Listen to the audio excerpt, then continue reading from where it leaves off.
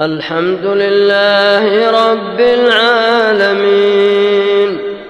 الرحمن الرحيم مالك يوم الدين إياك نعبد وإياك نستعين اهدنا الصراط المستقيم صراط الذين أنعمت عليهم غير المغضوب عليهم ولا الضالين.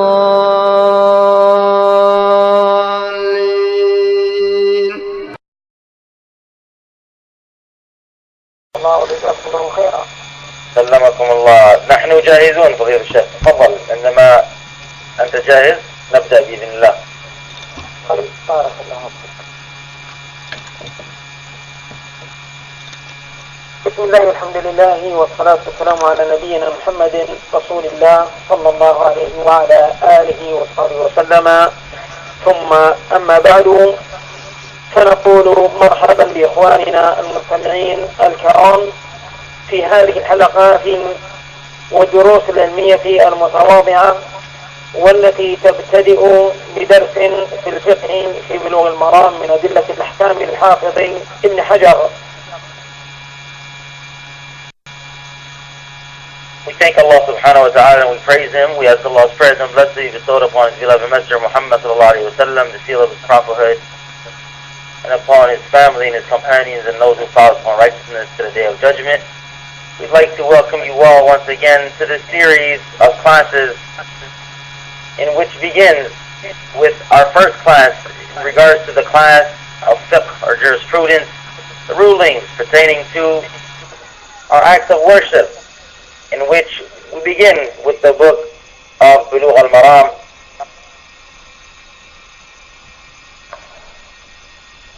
ولا زلنا في مطلع هذا المصنف الفقهي المبارك، ولا زلنا في كتاب الطهارة وفي باب المياه منه، ووصلنا إلى هذا الحديث من أحاديث نبينا الكريم عليه الصلاة والسلام. قال: وعن رجل صحب النبي صلى الله عليه وعلى آله وسلم قال: نهى رسول الله صلى الله عليه وعلى آله وسلم أن تغتسل المرأة بفضل الرجل أو الرجل بفضل المرأة وليغترفا جميعا. أخرجه أبو داود والنسائي وإسناده صحيح. And we begin, and we are still, of course, in the chapter of purification, the chapter of Bahara, the chapter of the waters. And we have reached the other hadith, or the next hadith, in which states that a man accompanied the Messenger Muhammad sallallahu alayhi wa sallam, where he says that the Messenger Muhammad sallallahu alaihi wasallam forbade an individual to purify himself, bathe himself, that the woman should bathe herself, or an individual should bathe himself with the water which is left over from the woman, meaning that water which she used for purification, or vice versa, meaning that the man used the water which is left over from the woman, or the woman using the water which is left over for the man. However, they should both take separately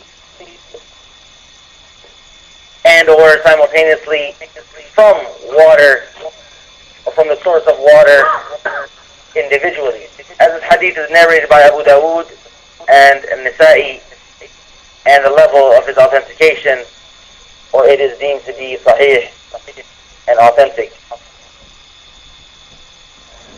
هذا الحديث هو المبارك حديث من حيث الدرجة حديث صحيح، وفيه فوائد وفيه آداب. فمن آداب وفوائد هذا الحديث أن نبينا الكريم صلى الله عليه وعلى آله وسلم نهى أن تغتسل المرأة بفضل الرجل. ومعنى فضل الرجل أي بالماء الذي تبقى بعد غسل الرجل، بمعنى أن المرأة نهيت أن تغتسل ببقايا غسل زوجها، ببقايا الماء الذي بقي من اغتسال زوجها بذلك الماء.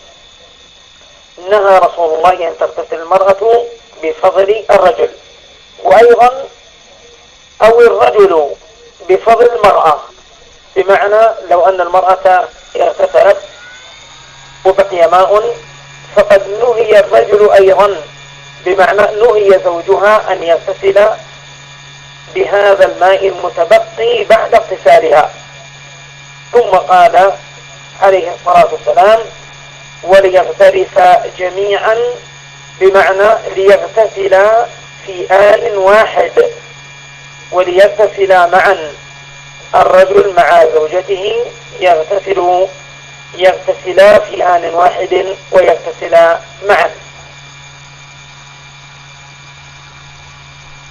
In this hadith, it is deemed to be on the level of authentic and sound, and there is a great many benefit in regards to it. It teaches us the etiquette and manners of purification, the different water that can be used in regards to this purification or this ghusl.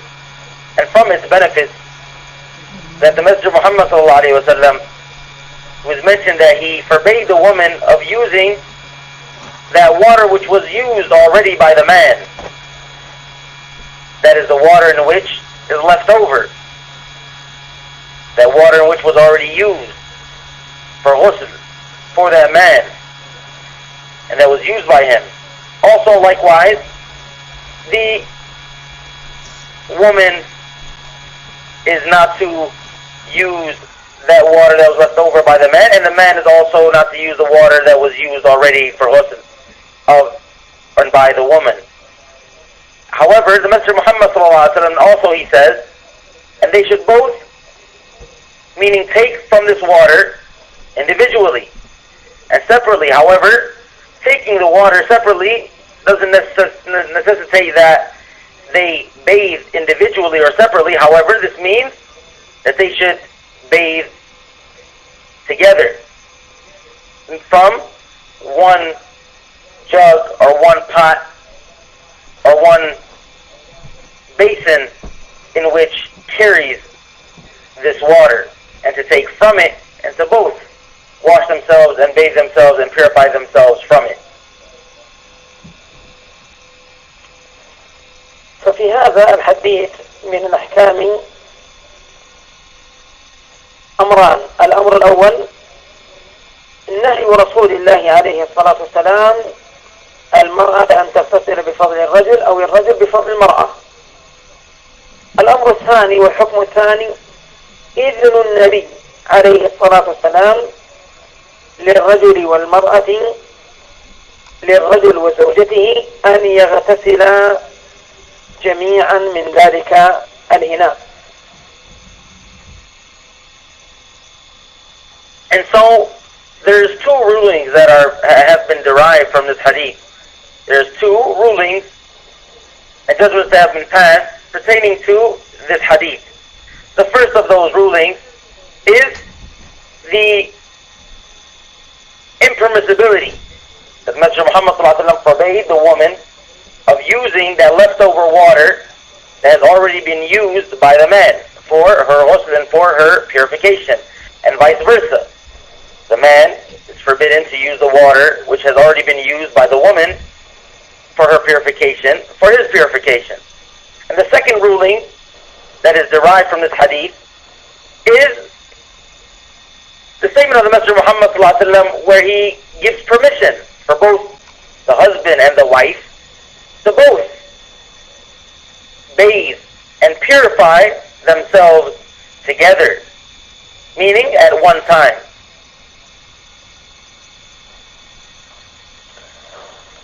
أما بالنسبة للأمر الثاني وهو أن يغتسل الرجل مع زوجته من إناء واحد، فقد اتضح لنا جوازه من إذنه في هذا الحديث، وأيضا أنه ثبت عن أم المؤمنين عائشة رضي الله تعالى عنها في الصحيحين، وأيضا عن بعض أمهات المؤمنين كميمونة، أنها كانت تغتسل مع رسول الله صلى الله عليه وعلى آله وصحبه وسلم من إناء واحد، فيغتسل نبينا مع بعض زوجاته من إناء واحد.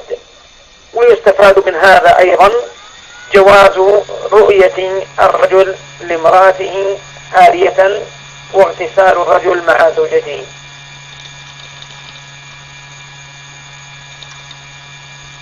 And so, as for the second matter, the second ruling that we mentioned, meaning that both the husband and the wife use one pot or one kettle or basin of water in which they are both using or taking this water from to purify both of themselves with, then what we also can derive from this hadith, as it was mentioned to us in the two authentic traditions, the two sahihs of Imam Bukhari and Muslim, from the authority of Aisha radiallahu anha. Also we find this in regards to the status or the reality of the Messenger Muhammad sallallahu alaihi wasallam doing so with her, meaning Aisha, and also Maymuna, in which the Messenger Muhammad sallallahu alaihi wasallam used to bathe and purify himself and make this ghusl with his wives. He would do so with his wife, and they would use with his wife one pot or one kettle or one vessel or basin of water in which they would take their water from and wash themselves, and they would both do so at the same time. And so this also mentions the permissibility of the man, of course, being allowed to see his woman, see his wife in the nude. Likewise, the wife and her capability or ability and permissibility of seeing her husband in the nude.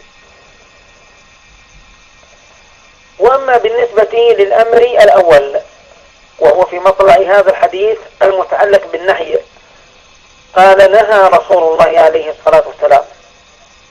هل هذا النهي للتحريم أم أنه للتنزيه؟ الجواب الصحيح من أقوال أهل العلم أن هذا النهي في هذا الحديث ليس للتحريم، وإنما هو للتنزيه، إنما هذا لتنزيه. وما معنى للتنزيه؟ أي أن الأفضل والأحسن والأولى ألا يفعل هذا الأمر، فلا تغتسل المرأة بفضل الرجل ولا الرجل بفضل المرأة، لكن إن فعل هذا الأمر فجائز. إذا فعل هذا الأمر من اغتسال الرجل بفضل المرأة أو المرأة بفضل الرجل فإن هذا من حيث الجواز جائز، لكن الأفضل والأولى والأحسن ألا يفعل هذا. هذا معنى كونه النهي ها هنا للتنزيه وليس للتحريم.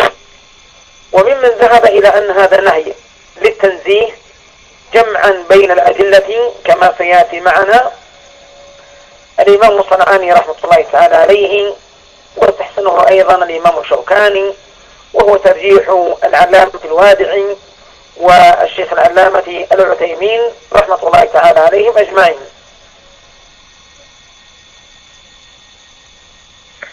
As for the matter or the ruling, the first ruling in regards to the mentioning of the Messenger Muhammad ﷺ saying that it is impermissible for the woman to use the leftover water of the man and vice versa, and the man, it is impermissible for him to use the water left over from the woman, then what is meant by this impermissibility or this matter in which is forbidden?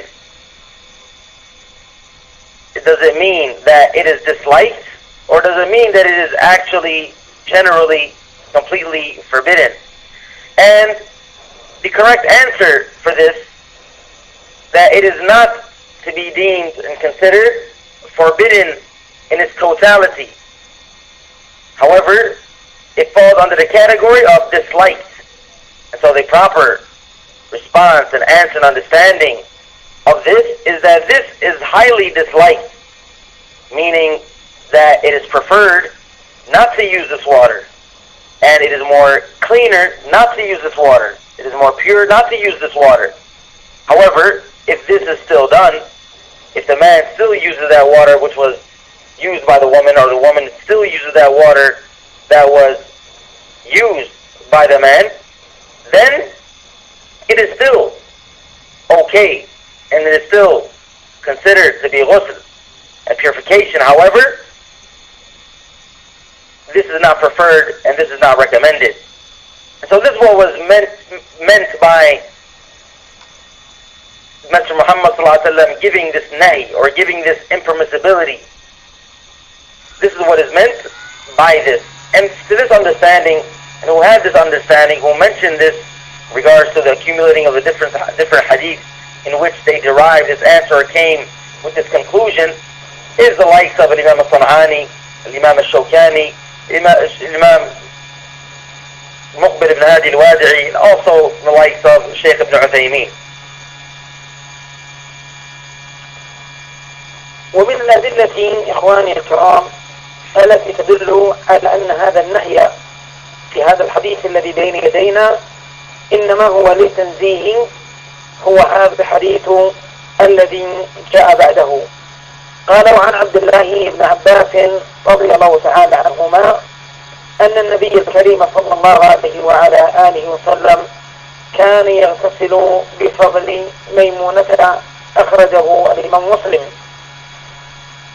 ولأصحاب السنن قال اغتسل بعض أزواج النبي عليه الصلاة والسلام في جفنة، والجفنة هي القصعة والإناء الكبير، فجاء نبينا عليه الصلاة والسلام ليغتسل منها، فقالت أم المؤمنين إني كنت جنبا، أي على جنابة.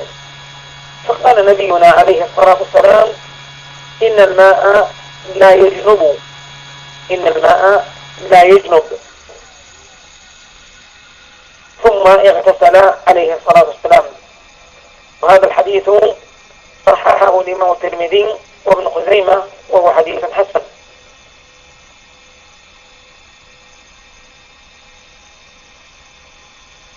Also, from the proofs and evidences in which mention and further clarify this matter,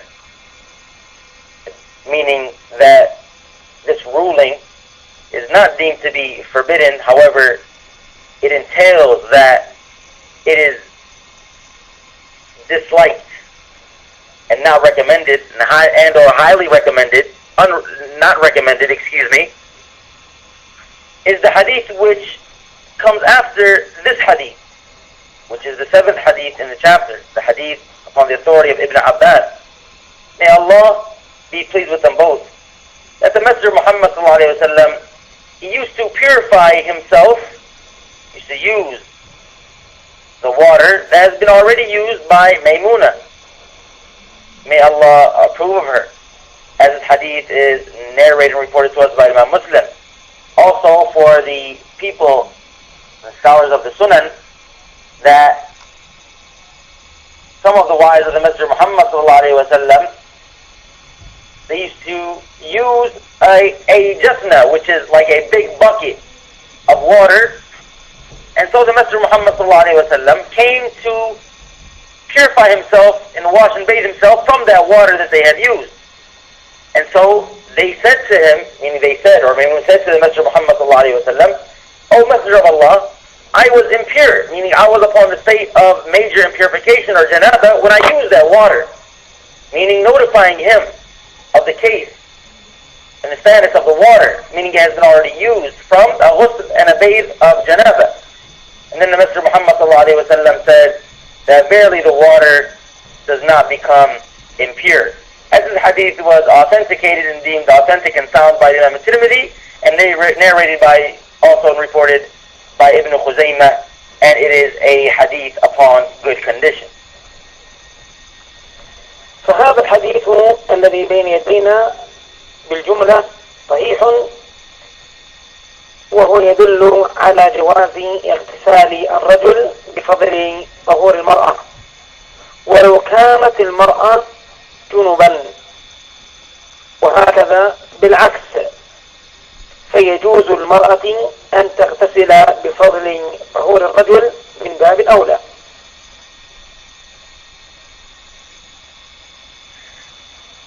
also, in regards to this hadith, generally states, or we come to the conclusion in regards to this hadith, that it is an authentic and sound hadith.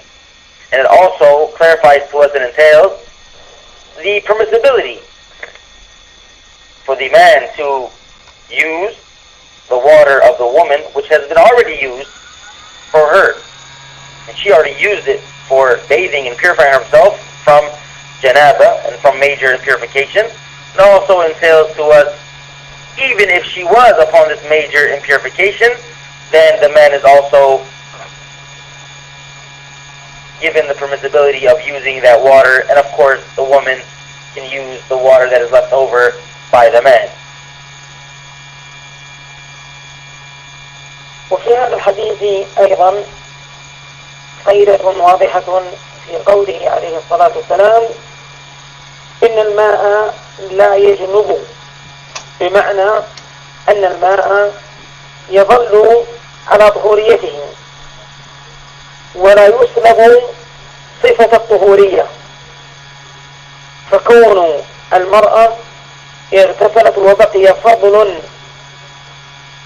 بعد اغتسالها فإن الماء هذا المتبقي لا يزال على طهوريته وباق على صفته المعلومة في التطهير، فيجوز عندئذ استعماله في وضوء أو في غسل.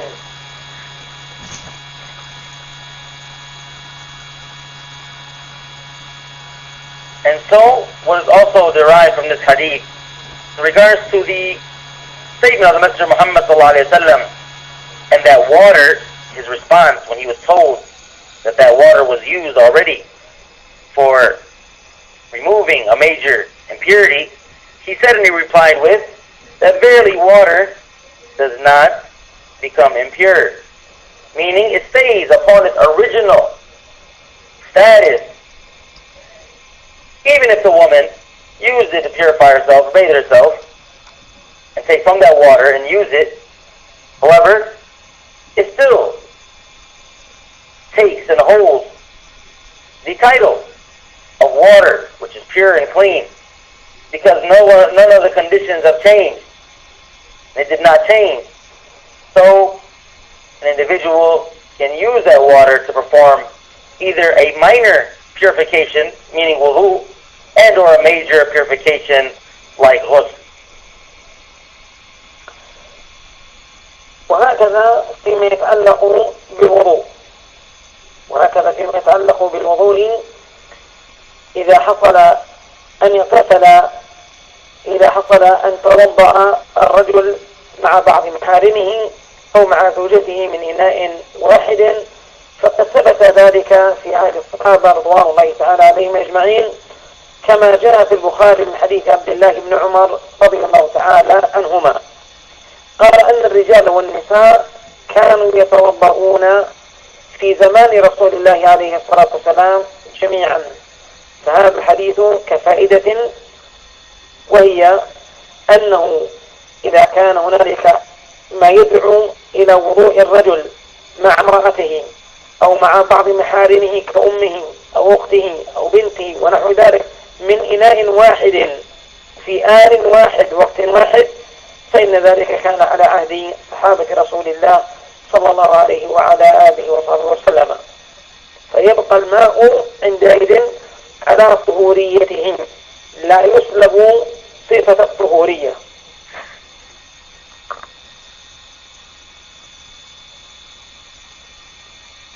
Likewise, in regards to wudu and removing this minor impurification from yourself, performing this ablution in wudu.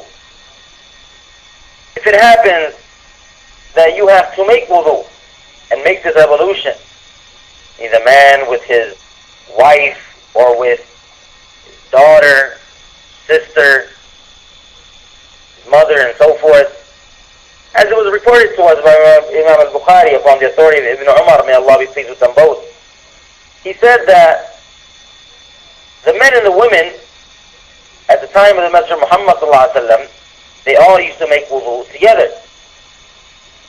They all used to do it together. So, we understand from this hadith that if there is a situation in which demands that an individual has to make wudu using the same water, so he has to use that water, share it with his wife, or his sister, or his daughter, his mother, and so forth, and the water stays in its original form and holds still its original form of pure and clean. And so, an individual can use it to perform his ablution and for his wudu to be sound.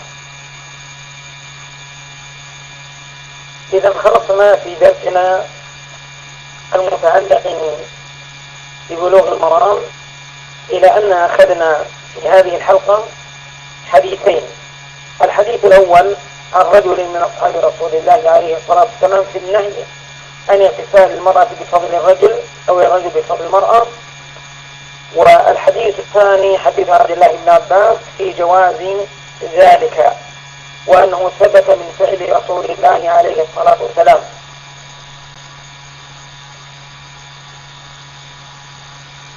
And so, we come to the conclusion of our first class in regards to this class in bulugh-al-maram, or achieving, reaching the goal.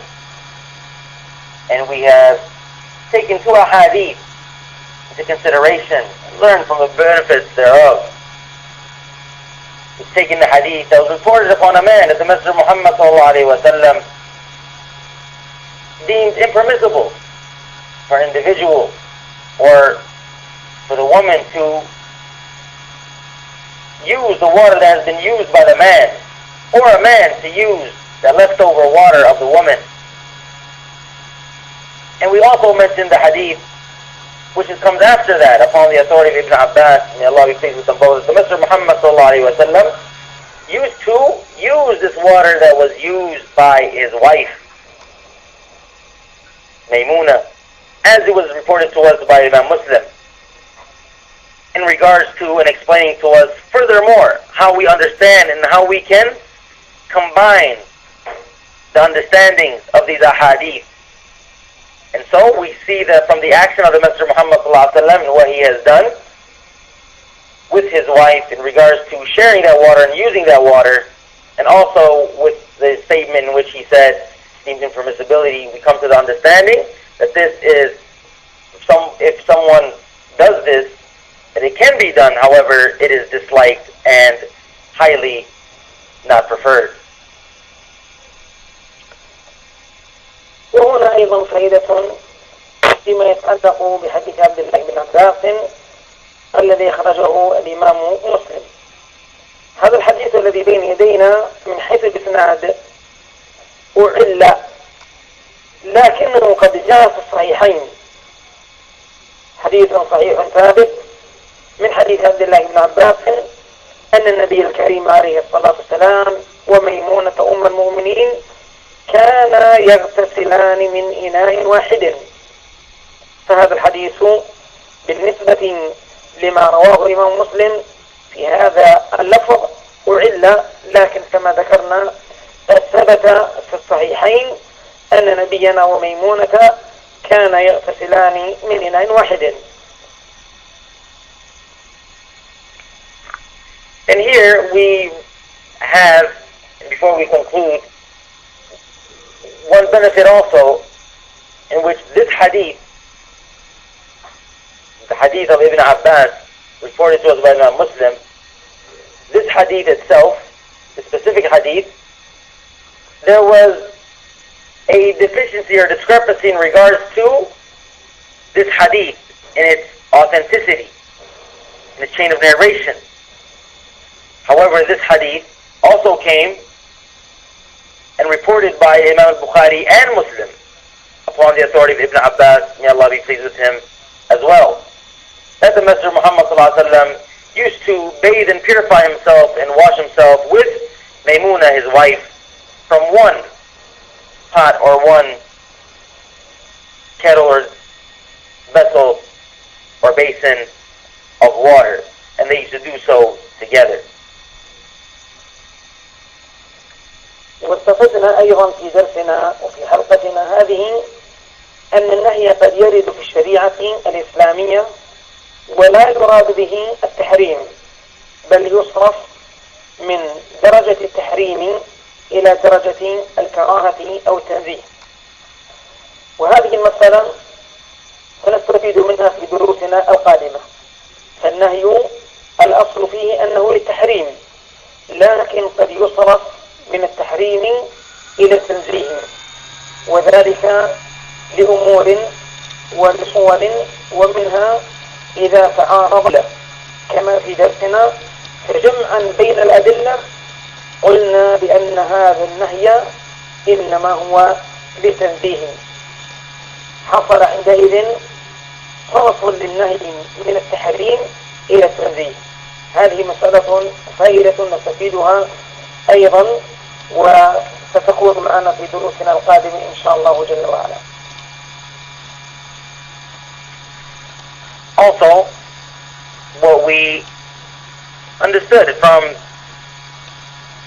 this last class, in which teaches us the legislation, the matters in regards to how to combine between the adillah and the proofs and evidences, between the rulings and the judgments that have been passed by the Messenger of Muhammad ﷺ, pertaining to the ruling, that the word nahi, prohibition, or a matter in which being forbidden by the Messenger of Muhammad ﷺ, it might not always necessarily mean, meaning this word nahi, might not always necessarily mean that this matter is totally forbidden.